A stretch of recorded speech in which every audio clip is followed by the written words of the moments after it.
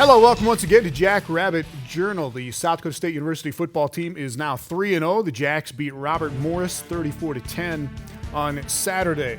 Let's talk about expectations. Why are we so jaded? Why are we not impressed unless they win games like this 50-0? Why are we so spoiled right now? Using the term "we" pretty liberally there, Tom. I'm talking about fans. Sure. Well, I don't know that fans are not impressed with this win. This was a good win for the football team. Sure, Robert Morris was limited on offense. We talked about that on the broadcast. Yeah. They struggled, especially in the second half. I think they only had 2 first downs. Dominant performance by the SDSU defense in the second half. But this football team, they have some talent on the defensive side of the ball in Robert Morris, and they played their tails off in that first half. And when your offense can't pick up a first down, you're on the field a whole lot. Jacks had 520 yards of offense, but this defense for Robert Morris was pretty good. They were, absolutely. So when you look at the score, 34-10, Jacks put up 500 yards of total offense. Hey, it's a win.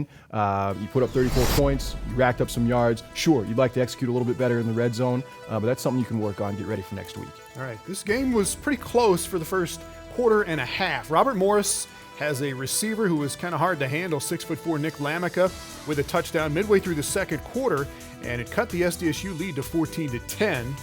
The Jackrabbits come back, though. They get a big play on a great grab by Jake Winicky that goes for 50 yards, and the Jackrabbits get a field goal out of that drive. And then they get another field goal at the end of a drive that goes 13 plays in 2 minutes. The Jacks get flagged for 4 penalties, so it's 20-10 at halftime. And then the Jackrabbits hold the Colonials to 14 yards in the third quarter. Zach Lujan goes to Brandon Andrews for a touchdown. Andrews with 3 catches in his first game of the year. He's been out with injuries. And then this catch and ridiculous run by Winicky to start the fourth quarter. And the Jackrabbits win it 34-10. And we will go into the locker room with Coach Stiegelmeier for the big plays of the first half when we come back on Jackrabbit Journal. Jackrabbit Journal on Midco Sports Network is presented by Dakota Land Honda.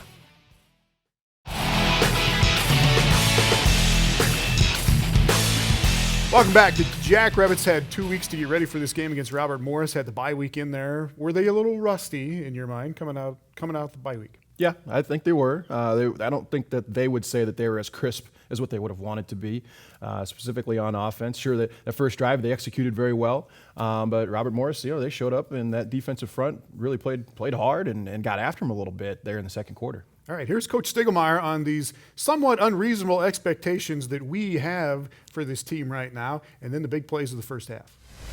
I hope the fans expect too much. That's a good situation to have. More importantly, it's the guys in this locker room, what their expectations are of how well they play, how they handle adversity. As you raise the bar, the first thing that comes with that is a mindset and expectations. And your players know that, right? I mean, you don't have to tell them that every day in practice. They know they've got to play at that level, that championship level you keep talking about. Yeah, we've talked about it, but again, our senior leadership has the biggest impact. Our captains have the biggest impact. We set the tone, we put stuff on paper, we preach it to them, but in the end, those are the guys that reinforce what's been said. All right, Robert Morris had never played them before, and let's start out here. You run the ball with a couple of big runs here to get going, but this Robert Morris defense was pretty stout, was it not? They did a good job later on against the run. Here we get an advantage like we've talked before, and Brady gets some good yards, had some guys pulling. We haven't done much of that. Basically, a very similar play. Isaac runs really hard there. That's fun to see because he is a good football player, hasn't gotten a lot of reps recently. But again, those things happening because of good design and fat guys and tight ends doing their job. This is a guy making plays. It's not open to begin with, and again, Jake gets his body between the defender. That's a pretty easy throw then, and Jake ends up getting in the end zone for our first score. All right, right down the field, 7-0 on the Jackrabbits' first drive. First turnover of the season. Kind of nice to say that in the third game, but what happens here? Well, it is, and I talk to our linebackers all the time. I say, quarterback doesn't see you sometimes, and he didn't. He was looking for Dallas to clear to get in and anticipated him. Well, the linebacker was reading his eyes and just got in the throwing lane. That happens. All right, Robert Morris had a big 6'4" Jake Winicky type receiver too, didn't they? Good player. Yeah, he's going to score a touchdown on us. I don't think Jerian can do any better in terms of coverage there. And you got to give good football teams credit for executing plays once in a while. They're not a passing team, though. That's not their forte. Put them in 3rd and long quite a bit. They were 3 of 15 on 3rd down, and some good defense here. Yeah, and then Nick Mears had a couple of made him in the hands of consecutive plays, but they were tough plays. This is great design again, but poor execution. What Alex needs to do here is he needs to run through this, not leave his feet.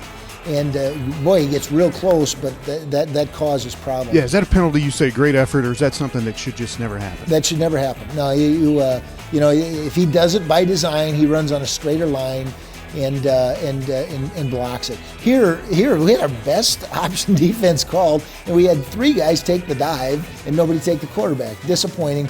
But again, those things happen. Yeah, they're going to get a couple of big runs. It's 7-3. They get a field goal out of that drive. 7-3. Jackson the lead at the end of the first quarter, and then Connor Landberg had a nice game here with a handful of catches. Yeah, well, Connor, he gets 3 in a row here. Connor's a good football player, and you get kind of put in the side with guys like Schneider and Winicky, but he stepped up big time. He had 5 catches in this football game. I thought he did a tremendous job. All right, moving it down the field here, and then Jake Winicky. This is going to be a 3rd and 10 for you guys, and Winicky will make a catch for 1st down. Yeah, again, Jake would be our go-to guy, but again, Zach Lujan's job is to throw to the open guy here. Jake ends up open in the middle of the field, makes a nice catch. Want him to battle a little bit, you know, because we need to get in the end zone, right? We're not always guaranteed getting in there. Here we do get in. Again, this is nice when you hit a guy 7 yards from the line of scrimmage, the first guy that touches you. Great design and great running, great blocking by our offensive line and tight ends. Kane Lusher with the block there. Jacks up 14-3 here midway through the second quarter. And then here's another big run by the quarterback. This is they blocked it a little differently for us. We only have 1-for-1 there, right? We have a guy for dive, guy for quarterback, guy for pitch. They had no pitch, so we didn't have a pitch player. They blocked him with the tight end. But great effort here. Great effort by Micaiah Slade. And in fact, that play hurt the quarterback. He didn't play in the second half. And then here's the big receiver you're talking about with the touchdown. Yeah. And what Jerian's got to do is try to fight. Once he gets in the end zone, you want to now play basketball. You want to get between him and the ball, because it doesn't do any good. A 5-yard catch down there's a touchdown, and so battle for position.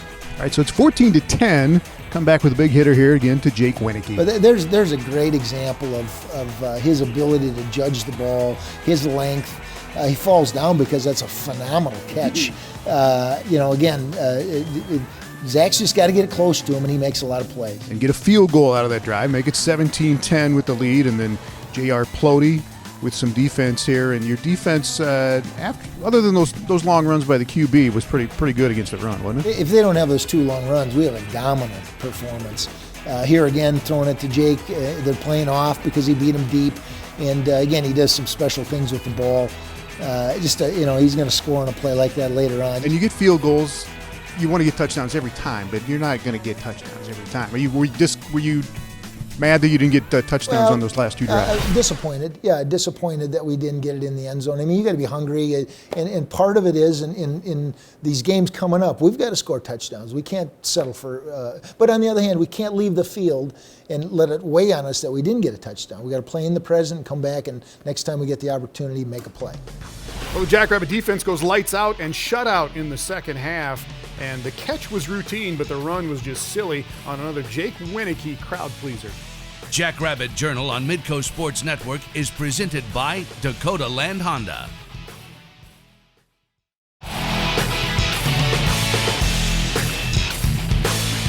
Welcome back. Before we get to the second half of this game against Robert Morris, do the Jackrabbits have any superstars on the defensive side of the ball this year? Superstars, no.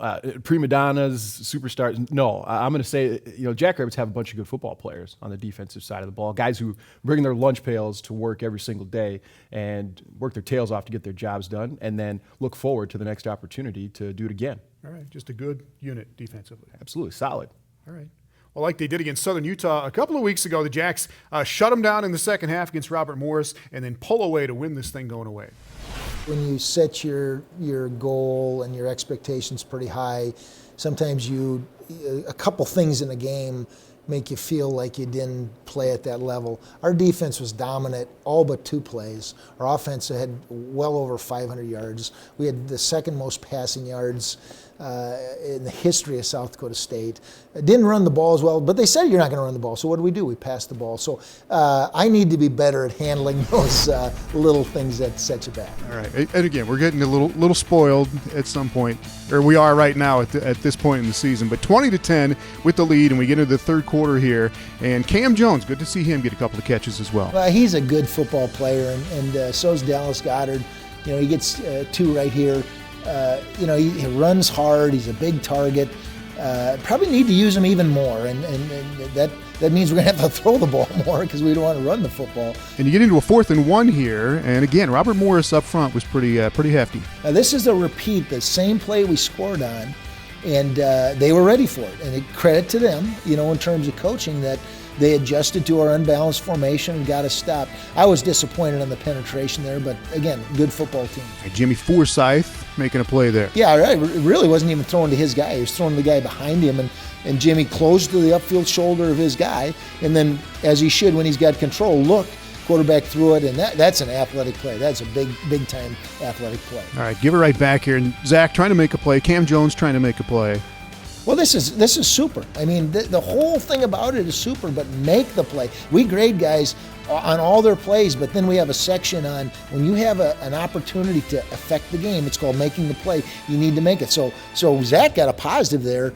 Cam got a negative. Here we go to Dallas. They're in man-to-man defense. He's pretty athletic and gets away for some good yards and I believe a first down. All right, another guy that made an impact in this game, Brandon Andrews, catching passes for the first time this season. Well, yeah, he had missed the first 2 games with an injury and has been injury-prone his career. He may get another injury here if he doesn't watch out. You know, Sider there's beating him up, but they're excited for him, right? They're excited because he's a great teammate. He's a senior, and that is so cool. That's a family right there, a great picture of a family. All right, that's the only score of the third quarter. And then this is the only score of the fourth quarter. He's just got that awareness. You talk about things slowing down for great players. It seems like it does for Winneke. It does, and yet his feet don't slow down. For his size, he runs really, really well. He's so long, it doesn't look like he's running as fast as he is, but big play. Here you're going to see great pursuit. The only time I think they pitched the ball in the football game in their option. But JT Hassel is just a very, very athletic guy, makes the play and prevents what could have been a big play for them. It ends up being a loss. And I like the pat on the head there and being a good sportsman. All right, and a shutout in the second half. As you said, more than 500 yards of offense, big game for Zach Lujan, and a positive outcome, of course, with the win. And we're just spoiled. We're spoiled. Right? Well, I'll go back. We haven't mentioned it yet. And maybe we're spoiled, but we want high expectations. I want the fans. They don't need to yell at anybody other than me, but I want the fans to expect great things. But then I want the support to be great also. I want the stands full, all right? And I want the donations to be great and so on. But the one thing we haven't talked about is penalties. We had 8 penalties for 80 yards, and that the impact of that in the game is huge. And it doesn't come back until the end when you look at it. But we have to eliminate that. All right, as you said, moving forward, especially once we get into this week and the conference season, all those little things, running into the punter, not catching it, tipping it for an interception, those kind of things are going to add up, right? Yeah, you know, high expectations. We have them of ourselves. They're higher in this locker room than there are any fan, any athletic director. And so you expect it, you demand that. When you step up and say we're going to play at a championship level, if a student athlete says that, then he's held accountable to do that all the time.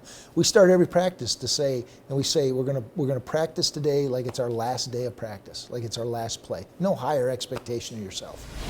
So the Jackrabbits get to 3-0. Zach Lujan, by the way, the second most passing yards ever for a South Dakota State University quarterback with those 395 on Saturday. Up next, we go to the board, break down a spectacular second-half interception that turned out to be a crucial play in the game. Jackrabbit Journal on Midco Sports Network is presented by Dakota Land Honda.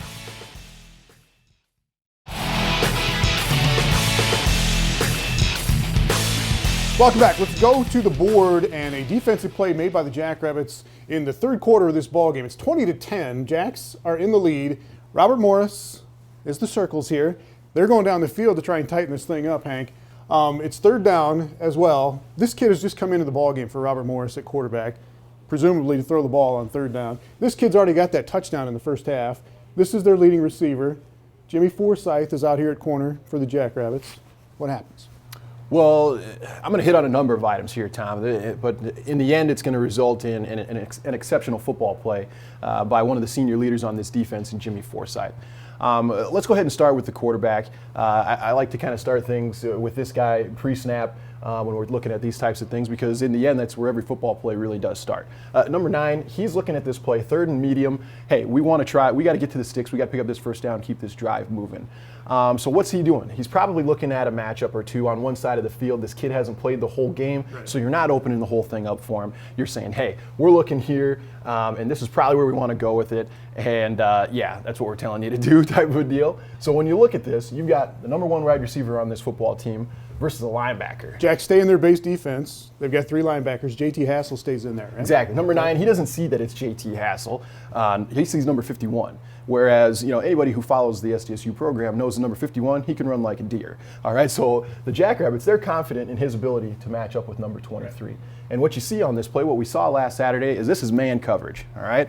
And what RMU ends up running is essentially a route that's designed to beat a cover 2 defense, not really a man defense. So at the snap of the ball, number 9 says, all right, I know where I'm going with this ball. I'm going to number 23 against the linebacker. Their number 1 wide receiver, 10 yards up the field, and he's going to break to the out.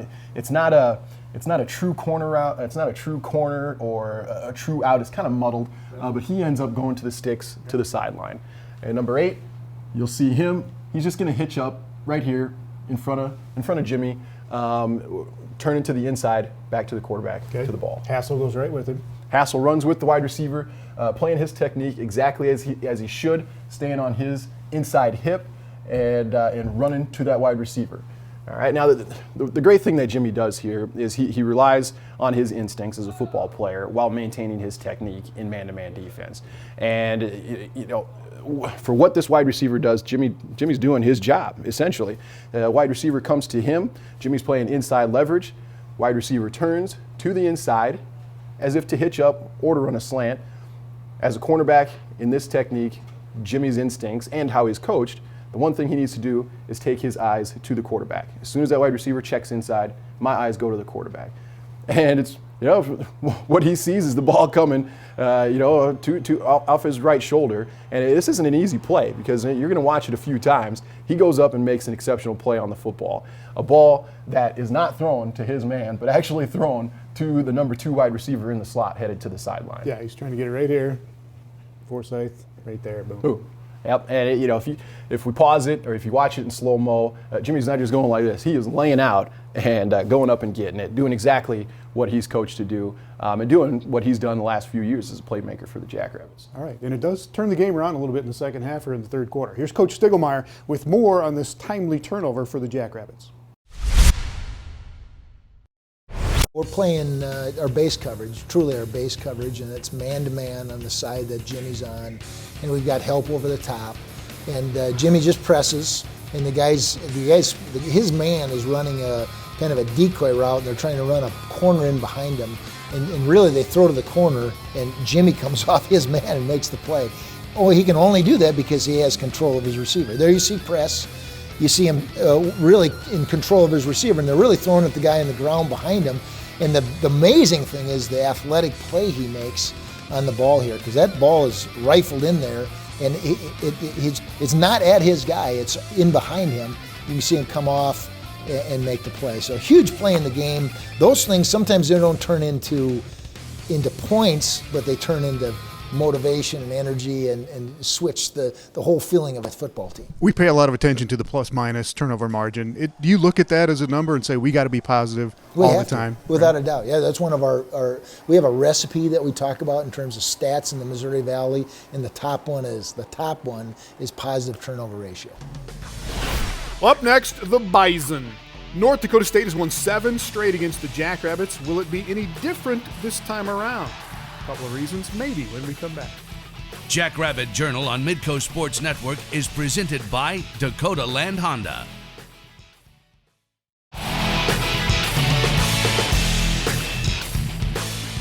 Welcome back, and bring on the Bison, but be careful what you wish for. North Dakota State has won the last 4 FCS national championships. They lost their first game of the season this year at Montana, but have come back with wins over Weber State and North Dakota. The Bison have beaten SDSU in the last 5 Dakota Marker games, and the Jacks don't need any extra motivation this week to get ready to try and end that streak. I won't say anything about getting up for the game. I mean, the energy will be there. The expectations are there. It's a rivalry game. It is one of the most exciting events a coach and a team can be part of. North Dakota State is number 3 in the nation this week in the FCS ranks. South Dakota State is number 5. This is going to be an epic matchup on Saturday. Carson Wentz at quarterback for North Dakota State. 9 touchdown passes, no interceptions. He's got 3 rushing touchdowns. And it's been him and Brock Jensen before him at quarterback for North Dakota State that have been a huge part of beating the Jacks in these last 7 games. They certainly have. They've found ways to continually beat SDSU either through the air, but you've seen them make plays with their legs running the football as well. Hopefully, the Jacks can shut him down. One of the best players in all of FCS, Carson Wentz, it's going to be a chore to slow him and that offensive unit down. Jackrabbits, they're doing what they can to get ready for him. North Dakota State's averaging 37 points a game right now. The Jacks are averaging 43. Do you expect a lot of points on Saturday? I do. I expect some points to be scored. Yeah, I don't see a 7-0 ball game. I don't see 40 being put on the board. But knockdown, drag out type football game is what we should see in this Dakota Marker. All right, we've got the game live here on Saturday, 5:30 pregame show with Hank. Brian Sean will join me for the play-by-play. 6 o'clock kickoff. We will see you then. Thanks.